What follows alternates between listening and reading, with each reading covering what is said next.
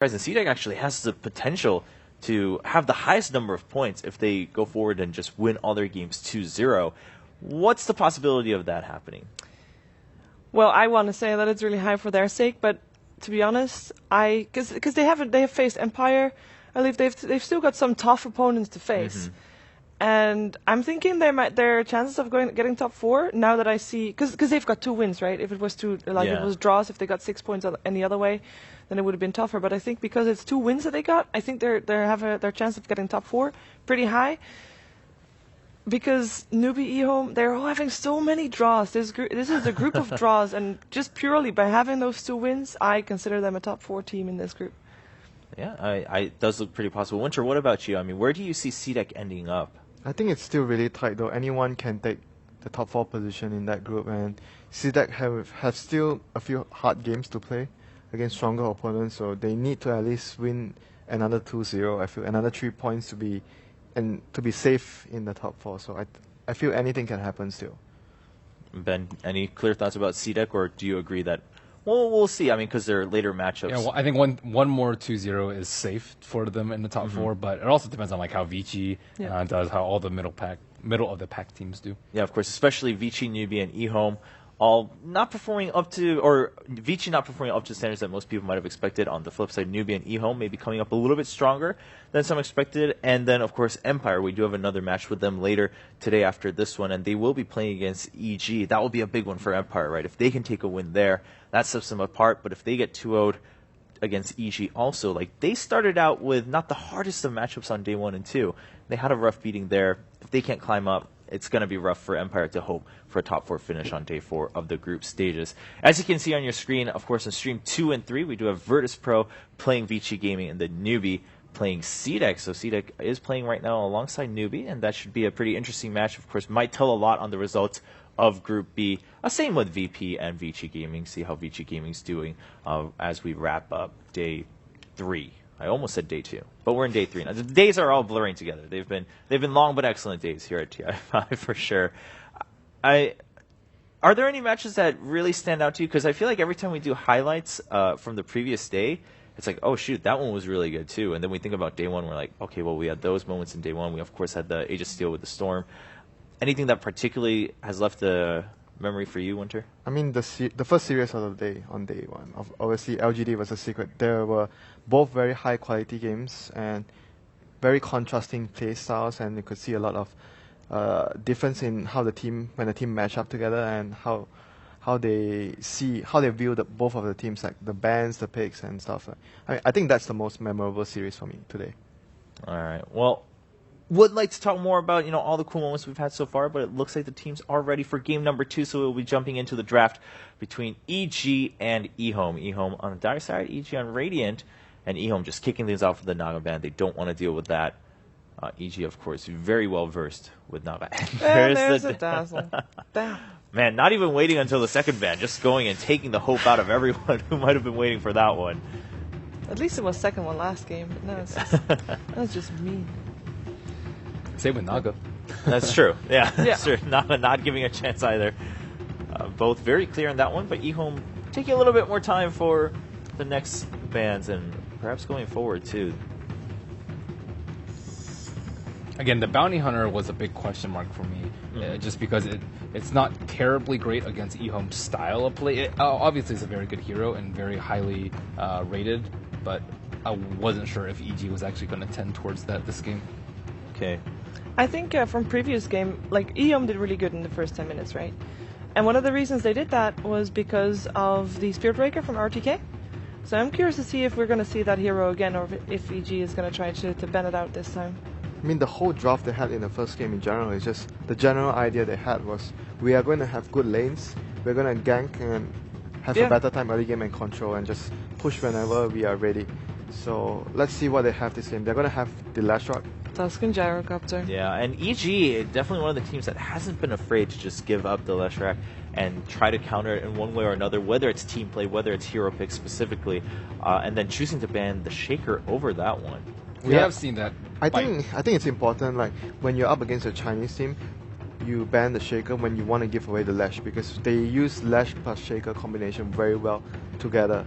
It's really strong and potent in the laning phase, and even in team fights, both the heroes are they work very well together. They deal a lot of damage, and in general, early game to mid late, they're all strong in the whole stages of the match. It's also really good to split up team fights if you are indeed going to be having the Tusk and a Gyrocopter. If you want to pick that up, then you'd preferably not want to fight against the Earthshaker as well. And banning a Dazzle, I think, is really good if you plan on giving the Leshrac away. There's still Queen, Shadow Fiend. I mean, I guess Queen would probably be much more flexible than Shadow Undying, Fiend. Yeah. still in the pool as well.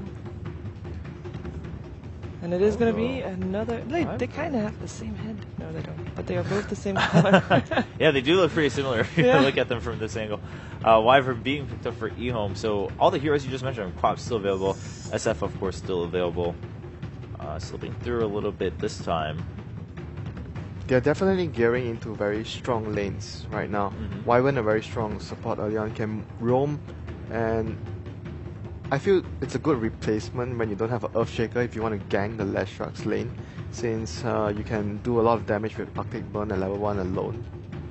So it probably hints that eHome might still want to go very aggressive early on, gank the lanes and be very active around the map, help CTY as much as possible.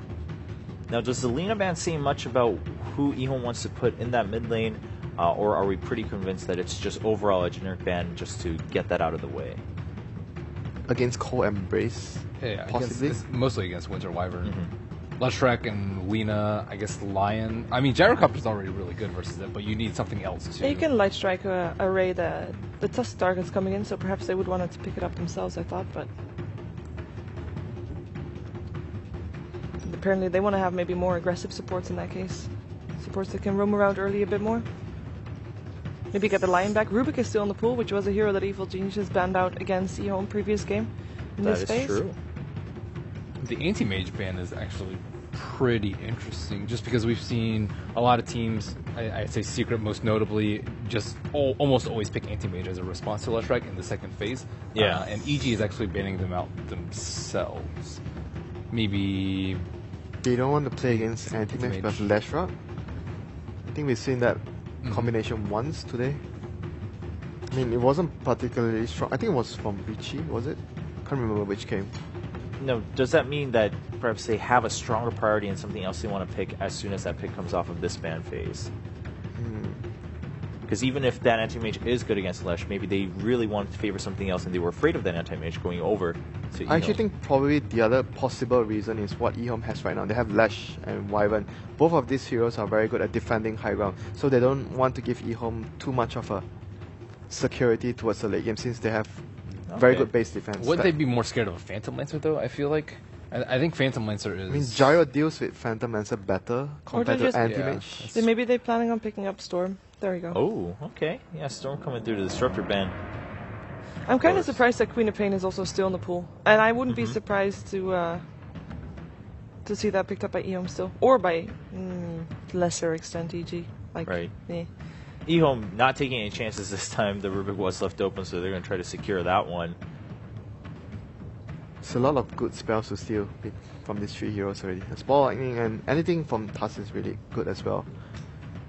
They have a very solid support to start up so that the Leshrac can follow up with a stun. And just all in all, very good support to gank the Leshrac's lane as well. That's like the primary objective of the three heroes they have right now. So I would expect Storm to have quite a hard time in the lane. Like he has to be very careful not to get ganked by the supports. Once they're missing, he has to be very safe. And usually EG would respond with a defensive support to deal with that from PPD.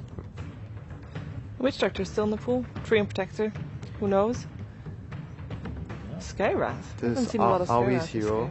Skywrath You want to have spell damage against Cold Embrace. I mean, technically it's a good counter towards Cold Embrace because he's not moving, but he takes spell damage. So Mystic Flare would be devastating towards that target. I mean, does that validate it enough? Those in the past couple of days, you guys have been saying not really convinced about Skywrath Mage at this tournament. I think it's usually because of other variables that Skywrath hasn't won as much. In theory, it should work really well though. I mean, maybe against like Null Field plus Cold Embrace, it might be difficult to burst through that. Okay. But generally, it's like Skywrath Mage's ult doesn't really scale, right? Whereas Cold Embrace, the more HP you get, the more HP you heal from Cold Embrace. So as the game goes later and later, it actually almost doesn't outdo the damage, especially when you have a hero like Anti-Mage. which is Yeah. probably why they made it out too. It's good versus. Now, do you think lineup. CTY is going to be playing the Leshrac, or are they going to give Young the Leshrac and pick up a Bloodseeker? I think For if you want CTY. to play aggressively against the Storm, you want Leshrac Yeah. to lane against Storm, so you open up a lot of possibilities that your support can just roam him and get a kill on a Storm, since Leshrac would more or less always keep the Storm at half HP from the harass. From lightning, yeah. So it would actually make it easier for your supports to find a window of opportunity to come in and just get a kill. I'm surprised Bloodseeker is making it through this far. Yeah, we see the Darkseer Wyvern combo. I mean, I don't feel like Evil Genius is really that vulnerable to it, though. It's generally when they have... Winter's Curse is pretty large range, but the radius is actually pretty tiny.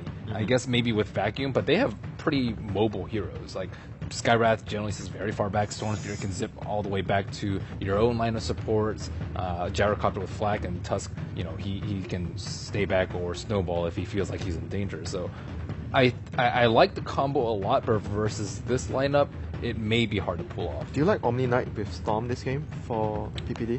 Again, I think it's pretty good. I don't like it versus Rubik, though. I think it's a problem. but Like, if you ever held left it's pretty good versus like Winter's Curse. You have the Guardian Angel, It is. and the Repel will be definitely helpful against Leshrac and the supports as well. The Rubik, the Darkseer. Yeah, as long as he can get the Rubik out of the way, I think it's actually a Yeah, but very it's good pick. risky against Rubik though. You might, I mean, you're going to give away something big. Like all the 3 spells are very, very useful for Rubik. Yeah. Yeah. Well, earlier today, Cloud9 decided not to ban out anybody. Was thinking maybe he decided that too, but let it go very late, and it's Bristleback. Bristle has come up in discussion and, of course, in game a couple times, but nowhere near. I mean, Omni Gyro is also just really scary. You don't need to repel the storm, although it makes his life so much easier. He can just almost instantly kill one of the supports or blow multiple cooldowns. I do like that option over the other defensive options. Tree is like so-so There's versus... Darkseer and Edict, so... Yeah. Arctic Burn even, and it doesn't seem as strong. And also, like, I don't think the root is that great here. What other ones are there? I don't think you can you consider There's still Abaddon. Yeah. Lion. I'm not sure how defensive. Like he's maybe not as defensive, but he has good disables at least. And they're kind of lacking on that department again. Who knows? They don't have a lot of time left, so. Yeah, I mean, they already used a lot of their reserve time earlier. Well, Nyx Assassin. And Nyx Assassin. Is that the first time he's picked to this tournament? Because I can't remember writing his name say down. yes. And I'm writing all the names down. 'Cause- So I think so, yeah. Almost every time we bring up Nyx Assassin, we're like, well, we're surprised we haven't seen it yet. It's a very good answer to Leshrac. And again, the one that's been most explored is Anti-Mage, but Nyx Assassin I think is very, very good. He's also very good versus Darkseer. Like, you can almost get a guaranteed Carapace against Ion Shell, and Darkseer has very, very high intel. Also, just a ton of magic damage to burst, and overall, he just causes like a lot of chaos in the fight. There's like so much stuff like that. There's like a Storm Sphere zipping around, there's Call Down, there's like snowballs and ice shards. It's very hard to position yourself to not get hit by all those spells on top of an Earth Spike. Yeah, they have a lot of pick-off potential between the Nyx, the Storm, and the Tusk as well. So a lot of ganking opportunities would arise for all those heroes. So eHome has Darkseer plus the Wyvern combination, so they might want to gear towards more team fight to avoid getting picked off by those heroes. Yeah, they have great synergy with Skywrath now. I was like a little worried. It's like, okay, And Storm Ember could Spirit fit. is... Oh, Okay, that's Another that's first. big team fight. That is big team fight. Luna also Yeah. not picked before.